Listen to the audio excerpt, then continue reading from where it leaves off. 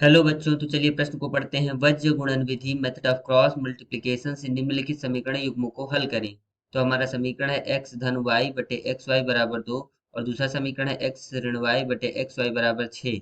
तो चलिए बच्चों प्रश्न की मूल अवधारणा पहले देख लेते हैं। तो बच्चों माना कि रैखिक समीकरण a1x धन b1y धन c1 बराबर 0 है और दूसरा रैखिक समीकरण a2x धन b2y धन c2 बराबर 0 है। तो बच्चों ये रैखिक समीकरणों के युग्म हो गए।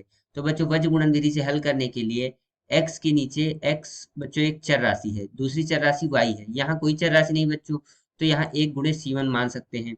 तो बच्चों x चर राशि है, x के नीचे हमें लिखने के लिए y और एक के गुणांक का गुणनखंड करना होगा। तो बच्चों y का गुणांक b1 गुणे c2 करना होगा। तो यहाँ से b1 गुणे c2 ऋण, अब बच्चों b2 का c1 से गुणा करना होगा, b2 गुणे c1। अब ठीक उसी प्रकार बच्चों y के लिए y एक चर राशि है, y को छोड़कर बाकी चर राशियों के गुणांकों का गुणनखंड करना होगा बच्चों। किंतु यहाँ पर क्रम बच्चों बदल जाएगा, इसलिए a2 गुणे c1 लिखना होगा पहले। a2 c1 ऋण a1 c2 बराबर 1 बटे a1 b2 ऋण a2 b1। तो चलिए बच्चों अब अपने प्रश्न के हल को देख लेते हैं। बच्चों हमारे समीकरण थे x धन y बटे एक्स वाई बराबर 2। तो इसको हम पुनः लिख लेते हैं, x धन y बटे एक्स वाई बराबर 2।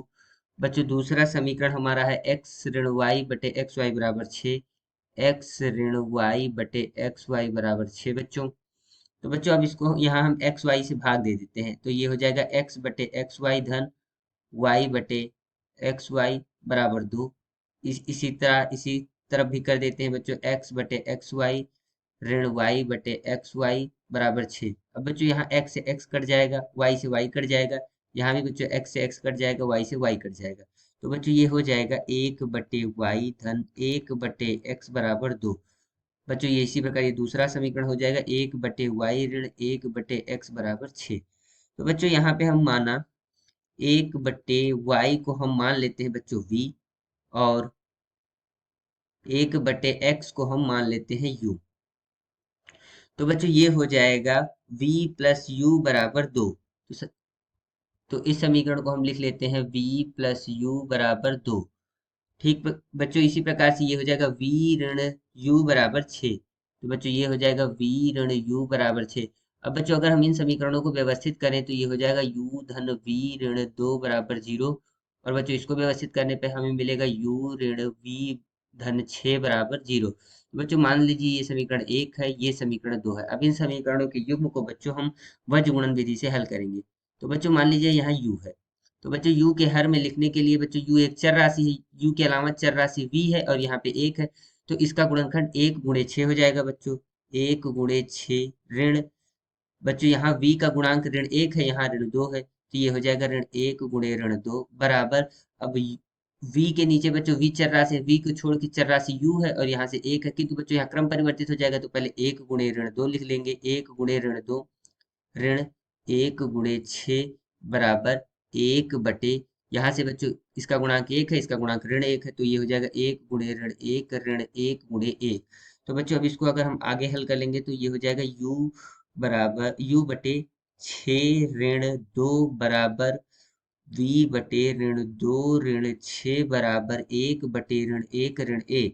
तो बच्चों इसको अगर हम आगे हल करें तो हमें मिल जाएगा u बटे 4 बराबर v बटे, यहाँ से बच्चों ऋण 2 ऋण 6 हो जाएगा ऋण 8 बराबर 1 बटे बच्चों यहाँ से हो जाएगा ऋण 2। अब बच्चों इसको हम ऐसे लिख सकते हैं, u बटे 4 बराबर 1 बटे ऋण 2। तो यहाँ से बच्चों 2 से 2 दूना 4 हो जाएगा, तो u का मान आ जाएगा बच्चों ऋण 2। अब ठीक उसी तरह बच्चों v बटे ऋण 8 बराबर 1 बटे ऋण 2, ऋण 2 को इससे भाग दे देंगे बच्चों तो ये हो जाएगा 4। तो यहाँ से v का मान आ जाएगा बच्चों 4। तो बच्चों जैसा कि हमने माना था 1 बटे x बराबर u, तो बच्चों यहाँ से अगर हम u का मान रखें तो ये 1 बटे x बराबर हो जाएगा ऋण 2।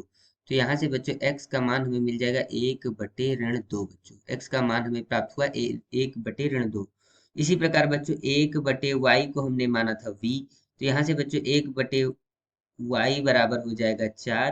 तो यहाँ से बच्चों y का मान हमें मिल जाएगा 1 बटे 4। तो बच्चों यहाँ से x का मान जो हमें मिला वो मिल गया 1 बटे ऋण 2, y का मान जो हमें मिला 1/4 मिल गया। बच्चों आशा करते हैं आपको ये हल समझ आया होगा। धन्यवाद।